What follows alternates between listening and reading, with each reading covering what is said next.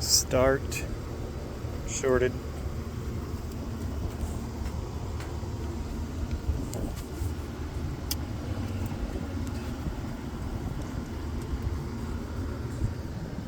Common.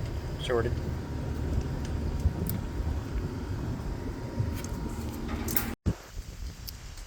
there's run, 187K. Just got it paired in there.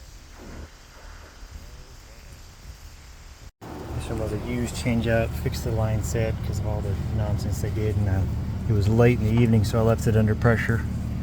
It's still holding good. It was reading 260 yesterday, and of course it's climbed up because the ambient temperature is higher today.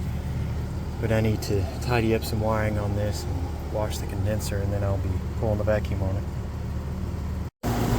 This is a 20-year-old Bryant. I'm still 11 degrees of subcool, right on it, on the dollar.